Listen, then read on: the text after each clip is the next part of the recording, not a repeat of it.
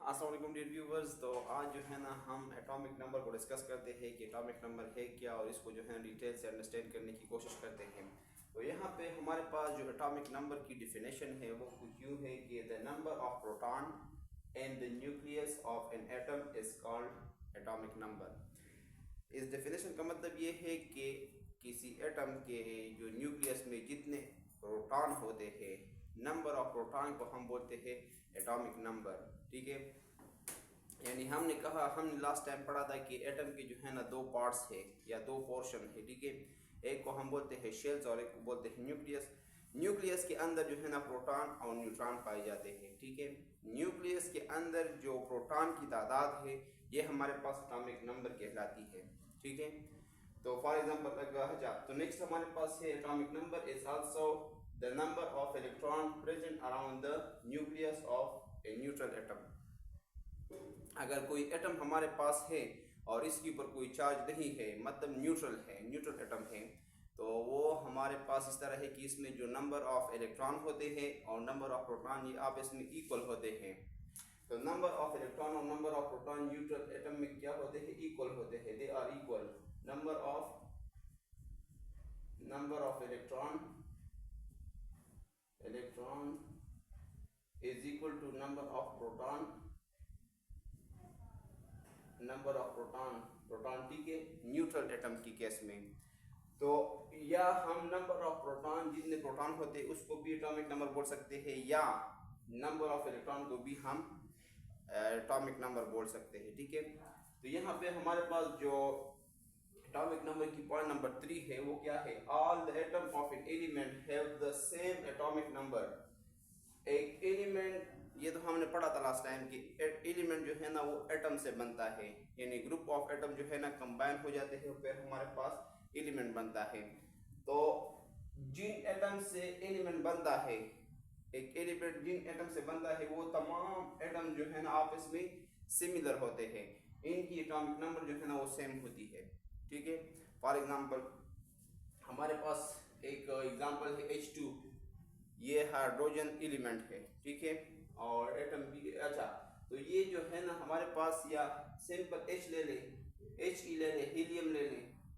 ठीक है, या हमारे पास इस तरह है कि H2 ले ले। ये हमारे पास जो है ना सारे, इसमें H2 में जो है ना सारे H एटम मौजूद है, H एटम मौजूद है, और ये सारे H एटम जो है ना इनकी एटॉमिक नंबर सेम होती है। ठीक है, मतलब ये है कि एक एलिमेंट्स के अंदर जो है ना एटम जो होते हैं वो सारे एटम जो है ना वो इक्वल नंबर या इक्वल एटॉमिक मास रखते हैं। ठीक है, फॉर एग्जांपल अगर इसका एलिमेंट का एक एटम है, उसका नंबर एटॉमिक नंबर 11 है, तो उसके सारे एटम जो है ना वो 11 एटॉमिक नंबर वाले होंगे। नेक्स्ट जो हमारे पास है रिप्रेजेंटेशन। एटॉमिक नंबर को हम शॉर्टकट किस तरीके से रिप्रेजेंट करते हैं, इसकी सिंबॉलिक फॉर्म क्या है? एटॉमिक नंबर को हम जी से रिप्रेजेंट करते हैं, रिप्रेजेंटेड बाय जी, लेकिन कैपिटल जी, स्मॉल जी नहीं है। ठीक है, और फॉर एग्जांपल हमारे पास सोडियम एक एलिमेंट है। ठीक है, और ये सोडियम एटम से बना हुआ है, तो इसको हम जो जब रिप्रेजेंट करते हैं कि सोडियम एटम्स के अंदर कितने इलेक्ट्रॉन है या कितने प्रोटॉन है, तो वो हमारे पास एटॉमिक नंबर कहलाता है। और ये हमारे पास कितने हैं तादाद में? प्रोटॉन 11 हैं, इलेक्ट्रॉन भी 11 हैं। ठीक है, इन केस ऑफ कार्बन को हम सी से रिप्रेजेंट करते हैं, ये इसका शॉर्टेस्ट नेम है, सिंबल है। इसकी हम एटॉमिक नंबर अगर मालूम करना चाहे या उसकी बात करें, उसको मेंशन कर ले एटॉमिक नंबर को, तो हम शॉर्ट में लिखेंगे Z इज इक्वल टू 6। तो Z का मतलब होता है एटॉमिक नंबर, यानी कार्बन का जो एटॉमिक नंबर है वो है 6। इसी तरीके से सारे एलिमेंट्स का जो है ना अपना अपना एटॉमिक नंबर होता है। अच्छा, electron has a unit negative and proton has a unit positive charge. Proton के ऊपर पॉजिटिव चार्ज होता है और इलेक्ट्रॉन के ऊपर नेगेटिव चार्ज होता है। ठीक है, और न्यूट्रल एटम में नंबर ऑफ प्रोटॉन और नंबर ऑफ इलेक्ट्रॉन एक दूसरे के इक्वल होते हैं। ठीक है, ये आपस में इक्वल होते हैं, इसी वजह से हम बोलते हैं कि एटम जो है ना एज अ होल न्यूट्रल होता है। ठीक है, यहाँ पे क्या बोलते हैं? In neutral atoms number of electron जो होते हैं आर ऑलवेज इक्वल, ये बराबर होते हैं to the number of proton के बराबर होते हैं, यानी नंबर ऑफ इलेक्ट्रॉन और नंबर ऑफ प्रोटॉन जो है ना वो इक्वल होते हैं किस चीज में, न्यूट्रल एटम में, ठीक है। So they cancel the effect of each other. अगर 11 प्रोटॉन है तो इसके ऊपर -11 चार्ज होगा ना, और इसके 11 प्रोटॉन है, ठीक है, इलेक्ट्रॉन है, और उस एटम में 11 इलेक्ट्रॉन भी होंगे, प्रोटॉन भी होंगे। अगर एक एटम है उसमें 11 इलेक्ट्रॉन्स हैं तो उसमें 11 ही प्रोटॉन होंगे। 11 इलेक्ट्रॉन की केस में ये -11 होगा, और प्रोटॉन की केस में इसका जो चार्ज होगा वो है +11। तो +11 और -11 एक दूसरे को कैंसिल करते हैं, तो नेट चार्ज हमारे पास क्या आएगा, 0 आएगा, ठीक है। तो इसी तरीके से सारे एटम्स के ऊपर जो है ना वो नेट चार्ज जो होता है वो 0 होता है, और हम कहते हैं कि एटम जो है ना न्यूट्रल होते हैं। So they cancel out the effect of each other, as a result atom become neutral। तो एटम जो है ना वो न्यूट्रल हो जाता है। फॉर एग्जाम्पल, यह एक एग्जाम्पल ले ले, हीलियम, इसका सिंबल He है, और ये इसका जो है ना स्ट्रक्चर है। हीलियम के वैलेंस शेल में 2 इलेक्ट्रॉन है, और इसका जो फर्स्ट शेल है वो 2 इलेक्ट्रॉन से ही कंप्लीट होता है, यानी ये के शेल है, और के शेल में maximum number of electron 2 electron आ सकते हैं। तो इसमें 2 इलेक्ट्रॉन है, ठीक है, और इसकी जो न्यूक्लियस में है वो 2 प्रोटॉन है। तो इसके ऊपर 2 पॉजिटिव चार्ज है प्रोटॉन की वजह से, और 2 नेगेटिव चार्ज है इलेक्ट्रॉन की वजह से। तो नेट रिजल्ट क्या होगा, नेट रिजल्ट जो है ना वो इसका 0 होगा, मतलब ये है कि नेट चार्ज इसके ऊपर 0 है। तो हीलियम का जो एटम है वो हमारे पास क्या है, न्यूट्रल है। तो ये हमारे पास एटॉमिक नंबर हो गई। अब मास नंबर की ऊपर बात करते हैं इसके बाद। अब ये जो है ना हमारे पास है मास नंबर, हमने एटॉमिक नंबर की ऊपर बात की है। अब मास नंबर को अंडरस्टैंड करने की कोशिश करते हैं। मास नंबर क्या है, the sum of number of proton और number of neutron in the nucleus of an atom is called mass number. इसका मतलब ये है कि जब हम नंबर ऑफ प्रोटॉन को उठा ले और नंबर ऑफ प्रोटॉन को, इन दोनों को जब हम सम कर ले, सम का मतलब है जब हम इसको प्लस कर ले, तो इससे जो रिजल्ट आएगा वो हमारे पास मास नंबर कहलाएगा। मतलब ये है कि एक एटम के अंदर हमने कहा था कि 2 पार्ट्स होते हैं, एक है शेल्स और एक है न्यूक्लियस। न्यूक्लियस में प्रोटॉन और न्यूट्रॉन रहते हैं, ठीक है।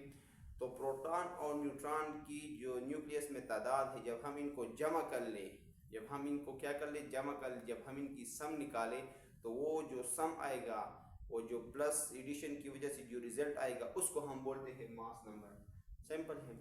यहाँ पे देखिए कि ये रिप्रेजेंट होता है, मास नंबर को हम सिंबॉलिकली किस तरीके से रिप्रेजेंट करते हैं। इसका सिंबल क्या है, mass number is represented by capital A. Atomic number जो है ना वो होता कैपिटल जी, और मास नंबर जो है वो है कैपिटल ए, ठीक है। नेक्स्ट जो हमारे पास है, इसका फार्मूला क्या है, फार्मूला क्या है किस चीज़ का, मास नंबर का। किसी एटम का मास नंबर किस तरह निकालते हैं, तो इस तरह है कि उस एटम को आपने जो है ना वो करना है, उसमें नंबर ऑफ प्रोटॉन ढूंढने हैं और नंबर ऑफ न्यूट्रॉन। तो mass number of an atom is equal to number of proton, कितने नंबर ऑफ प्रोटॉन है वो यहाँ पे लिखने हैं, फिर इसको दोनों को जो है ना प्लस करना है, ठीक है, नंबर ऑफ न्यूट्रॉन के साथ। यानी नंबर ऑफ प्रोटॉन को उठा ले और नंबर ऑफ न्यूट्रॉन और प्रोटॉन को उठा ले, और इसको जो है ना आप इसमें प्लस कर ले, तो जो रिजल्ट आएगा वो हमारे पास मास नंबर होगा किस चीज़ का, उसी एटम का। यहाँ पे एग्जाम्पल के तौर पे हमने कार्बन को लिया है। ये हमारे पास एक एटम है कार्बन, ठीक है। इस कार्बन में होते हैं 6 इलेक्ट्रॉन, और इसमें जो है ना 6 प्रोटॉन भी है और 6 न्यूट्रॉन है। ये दोनों जो है ना न्यूक्लियस में पाए जाते हैं, और ये जो है ना शेल्स में पाए जाते हैं इलेक्ट्रॉन। नंबर ऑफ प्रोटॉन और नंबर ऑफ न्यूट्रॉन को जब हम जमा कर लें, तो उससे जो रिजल्ट आएगा उसको हम मास नंबर बोलेंगे। और मास नंबर किसकी बोलेंगे, कार्बन की मास नंबर। तो कार्बन की मास नंबर निकालते हैं फॉर्मूले की मदद से। ए जो है ना हमारे पास मास नंबर को रिप्रेजेंट करती है, ठीक है, और यहाँ पे जो नंबर ऑफ प्रोटॉन है वो कितने हैं, वो 6 है, तो यहाँ पे हमने 6 लिख लिया है। और नंबर ऑफ न्यूट्रॉन कितने हैं कार्बन की केस में, वो हमारे पास है 6। तो 6 + 6, तो जो आंसर आएगा वो 12, वो आएगा ना 12। तो कार्बन का जो मास नंबर है वो क्या है, वो 12 है, ठीक है। इस तरीके से बहुत सारे एटम्स के जो है ना हम निकाल सकते हैं। ये फार्मूला है, ये तरीका है, बहुत सिंपल है। अच्छा जो है ना पीरियोडिक टेबल्स में एलिमेंट्स या एटम्स को स्टडी करते हो तो उसमें जो है ना एलिमेंट्स कुछ इस तरीके से दिए गए हैं, इनका एटॉमिक नंबर और मास नंबर कुछ इस तरीके से गिवन होता है कि ये हमारे पास सिंबल ऑफ एलिमेंट होता है। एक्स मतलब है कि कोई भी एलिमेंट एटम हो सकता है। ये क्या है? Symbol of atom, symbol of atom और एलिमेंट या एटम का सिंबल यहाँ पे मौजूद होता है। ठीक है, तो इसको जो है ना हम वो करेंगे, स्टडी करेंगे कि एटम और एलिमेंट में क्या डिफरेंस है। अपकमिंग लेक्चर में इसको हम डिस्कस करेंगे डिटेल से। तो यहाँ पे फॉर एग्जांपल हमने कार्बन लिया है, ये कार्बन ले ले, यही वाला कार्बन। ये ऊपर जो है ना पोर्शन नहीं है, ऊपर पोर्शन लेफ्ट और राइट दोनों जगह पे जो है ना हम मास नंबर लिख सकते हैं।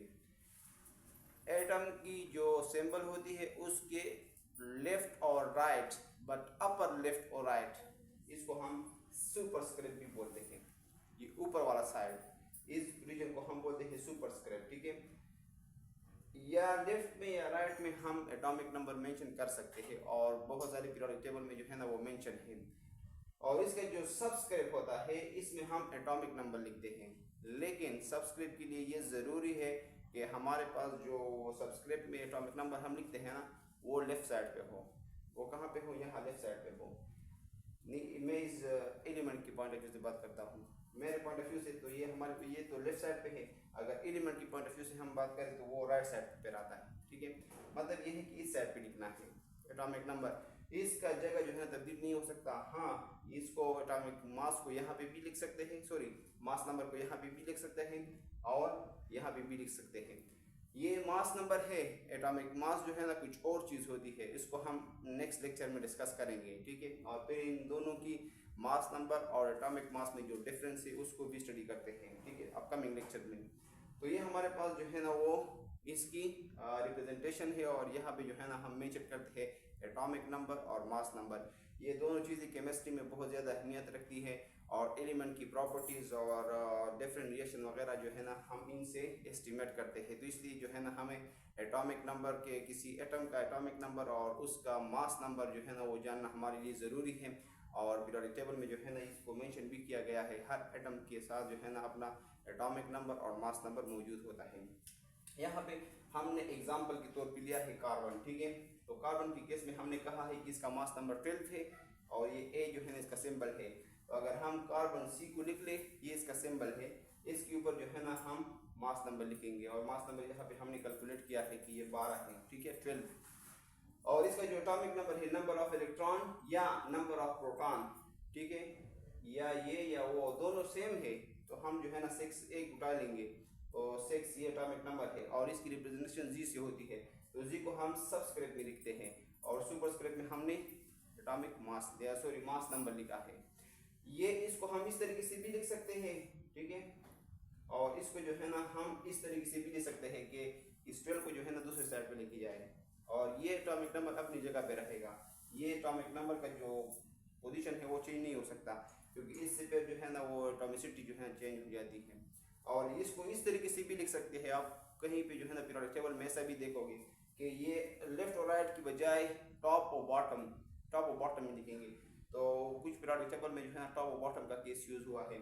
तो फिर टॉप और बॉटम की केस में इस तरह है कि एटॉमिक नंबर को ऊपर लिखा गया है, सबसे ऊपर, यानी कार्बन के ऊपर लिखा गया है, लेफ्ट और राइट में नहीं लिखा गया है। सब स्क्रिप्ट और सुपर स्क्रिप्ट की बात नहीं है, ये टॉप और बॉटम की बात है। तो यहाँ पे फिर जब टॉप केस में आएगा ना तो फिर एटॉमिक नंबर को ऊपर लिखेंगे और मास नंबर को नीचे लिखेंगे। सिंपल है। तो ये तीन तरीकों से हम इसको रिप्रेजेंट कर सकते हैं और इस तरीके से जो है ना वो इनकी रिप्रेजेंटेशन है मास नंबर और एटॉमिक नंबर। हम जो है ना एटॉमिक मासेस को आगे स्टडी करते हैं, ये मास नंबर हो गई और फिर जो है ना इसके साथ कंपैरिजन करते हैं एटॉमिक मास की और आगे जो है ना फिर और चीज़ें भी डिस्कस करते हैं। थैंक यू, आप लोग इसको नोट कर लें।